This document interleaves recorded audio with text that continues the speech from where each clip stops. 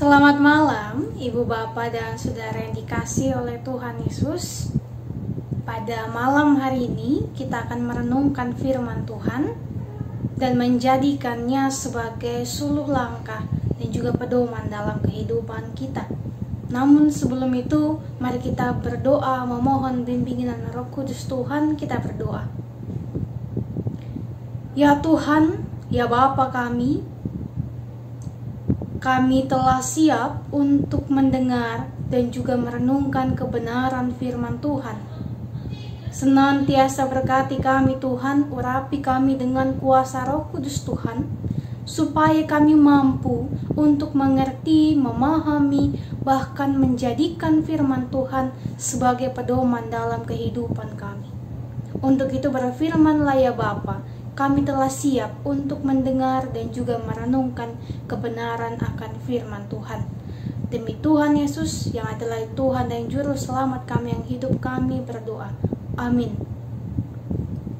Bacaan Alkitab kita di malam hari ini yaitu dari Roma pasal 8 ayat yang ke-37 sampai dengan ayat yang ke-39.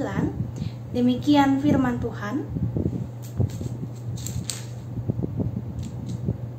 Tetapi dalam semuanya itu, kita lebih daripada orang-orang yang menang oleh Dia yang telah mengasihi kita.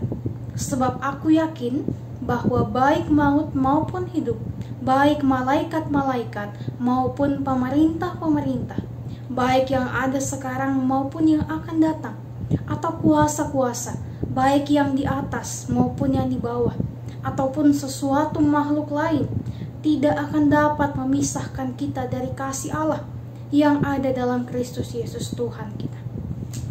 Sedemikian jauh pembacaan firman Tuhan di malam hari ini. Yang disebut berbahagia adalah kita yang boleh mendengar bahkan melakukan firman Tuhan dalam kehidupan kita sehari-harinya. Terpujilah Kristus, haleluya. Salam sejahtera Ibu Bapak dan Saudara yang dikasihi dalam Tuhan. Tema perenungan kita di malam hari ini yaitu selamat menjadi pemenang. Selamat menjadi pemenang. Kata pemenang dalam iman Kristen biasanya diungkapkan untuk menegaskan suatu posisi seseorang yang telah memperoleh kasih karunia Allah melalui imannya kepada Tuhan.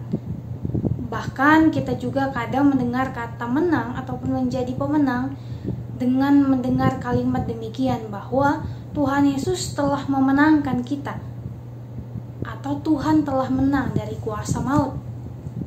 Dan memang kita adalah manusia yang penuh dengan dosa, yang dibelenggu dengan dosa, boleh dimenangkan, boleh dimerdekakan oleh Tuhan Yesus dengan kematiannya di kayu salib. Untuk itu Rasul Paulus pun mengatakan dalam ayat yang ke-37 bacaan kita bahwa di dalam Kristus kita lebih dari pemenang. Jadi jikalau kita memang benar-benar ingin hidup di dalam Tuhan, maka maknailah kemenangan yang telah diberikan oleh Tuhan Yesus bagi kita. Dan cara untuk memelihara hidup berkemenangan adalah dengan menjalani hidup seperti Kristus, yaitu hidup senantiasa dalam kebenaran, keadilan, dan juga penuh dengan kasih. Orang percaya atau kepada gereja tidak mungkin menjadi pribadi pemenang jikalau tidak mengetahui posisinya sebagai insan yang telah dimenangkan oleh Kristus. Setiap kita yang percaya kepada Tuhan pasti telah memahami bahwa kematian Tuhan Yesus membawa kemenangan yang sejati bagi kehidupan kita. Menjadi sangat penting untuk diperhatikan bahwa kata pemenang adalah setiap orang yang percaya kepada Kristus dan berjuang untuk memelihara ketaatan dan kesetiaannya. Jadi seorang pemenang adalah mereka yang tidak berkompromi dengan dunia kefasikan dan juga dengan dosa. Jadi bagi setiap umat yang mengalami kemenangan dan merasakan kemenangan itu, pasti hidupnya akan selalu berjuang untuk bisa mempertahankan kemenangan imannya di dalam Tuhan. Nah, seorang pemenang haruslah tetap menjadi pejuang yang sangat gigih, tidak boleh pantang menyerah, tetap setia kepada Kristus sampai pada akhirnya. Kalau misalnya kita mendengar ataupun melihat kisah mengenai peperangan, untuk mendapatkan suatu kemenangan pasti dibutuhkan usaha yang sangat luar biasa. Perjuangan yang tentu tidak mudah. Bahkan mengorbankan waktu dengan keluarga, mungkin mengorbankan dirinya, bahkan mengorbankan nyawanya untuk bisa menjadi pemenang di dalam peperangan tersebut.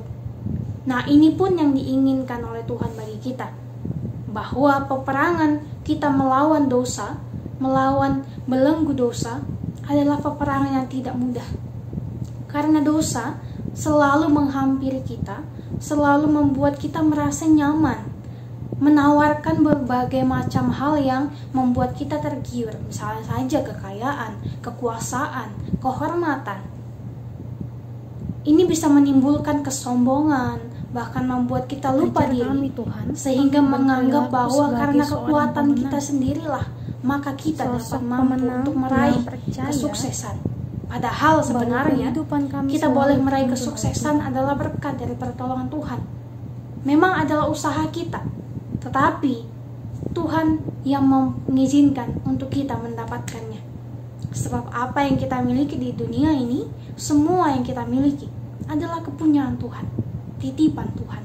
Oleh sebab itu, Ibu Bapak dan Saudara yang dikasihi oleh Tuhan Yesus, melalui kebenaran firman Tuhan ini, dan juga melalui kebenaran bahwa kita adalah pribadi-pribadi yang telah dimenangkan di dalam Tuhan, yang telah dimenangkan, dimerdekakan dari kuasa-kuasa maut, dari kuasa-kuasa kegelapan dan juga dosa.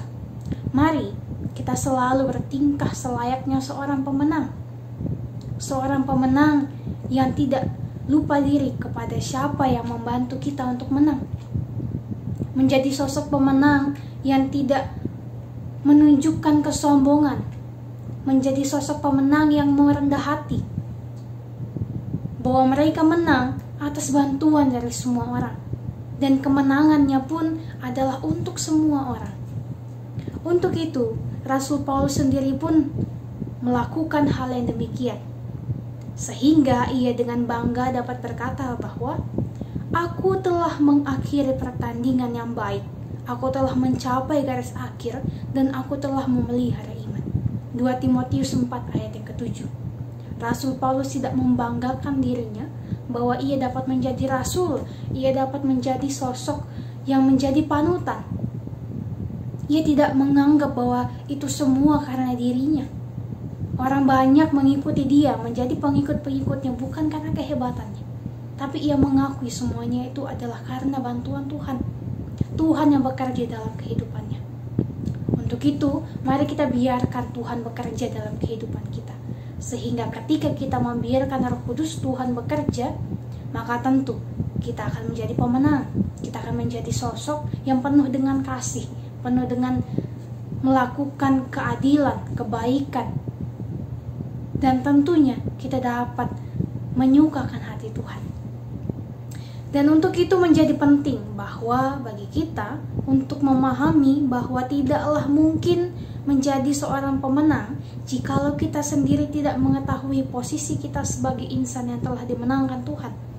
Dan kemenangan itu kita peroleh di dalam Kristus Yesus Tuhan kita, yang adalah juru selamat kita, yang telah membebaskan kita dan telah memberikan kemenangan yang sejati bagi kita. Jadi, kehidupan kita setiap hari harus hidup yang berkemenangan di dalam Kristus. Hidup yang berkemenangan seperti yang saya katakan tadi adalah menjalani kehidupan dengan penuh rasa syukur, dengan penuh rasa terima kasih kepada Tuhan yang telah memberikan kemenangan bagi kita. Selamat menjalani kehidupan, selamat untuk hidup berkemenangan di dalam Tuhan. Percayalah bahwa ketika kita mau dimerdekakan, kita percaya kita telah dimerdekakan, dan juga kita membiarkan Roh Kudus bekerja dalam kehidupan kita, maka tentulah Tuhan akan selalu senantiasa bekerja memproses kehidupan kita untuk menjadi lebih baik lagi. Semangatlah menjalani hidup ini, tetap percaya Tuhan bersama dengan kita. Tuhan berkati kita melalui firman-Nya pada malam hari ini. Amin. Ibu Bapak dan Saudara, mari berdoa. Ya Bapa, terima kasih untuk setiap penyertaan-Mu dalam kehidupan kami. Kami bersyukur kami memiliki Tuhan yang senantiasa berperang bersama-sama dengan kami, yang senantiasa mau memelihara kehidupan kami, yang senantiasa mau untuk mengasihi kami di tengah-tengah ketidaksetiaan kami kepadamu. Ampunkan kami Tuhan, ketika kami melakukan hal yang tidak layak, melakukan hal yang menyedihkan hati Tuhan, yang mengecewakan Tuhan. Ajar kami Tuhan untuk berperilaku sebagai sosok pemenang. Sosok pemenang yang percaya bahwa kehidupan kami selalu dituntun oleh Tuhan. Bahwa kami adalah pribadi yang telah menang, yang telah dimerdekakan oleh Tuhan. Untuk itu ajar kami senantiasa Tuhan, untuk boleh melakukan kebaikan, menyebarkan kasih, sehingga kami dapat memancarkan terang kasih Kristus dimanapun kami boleh berada. Dan Tuhan, kami berdoa ketika kami akan beristirahat malam hari ini, tuntun sertai kami, supaya kami boleh tidur dengan nyenyak, dengan pertolongan Tuhan. Dan esok pagi jikalau Tuhan berkenan, kami masih dapat bangun untuk melakukan aktivitas kami, untuk melakukan kegiatan kami, demi mewujudkan ataupun demi menggapai cita-cita dan juga masa depan kami. Untuk kita senantiasa berkati kehidupan pribadi kami, kehidupan berkeluarga kami. Ini kami Tuhan, ini doa kami, ini syukur kami. Dalam nama Tuhan Yesus kami telah berdoa dan mengucap syukur hanya kepada Bapa di surga. Amin.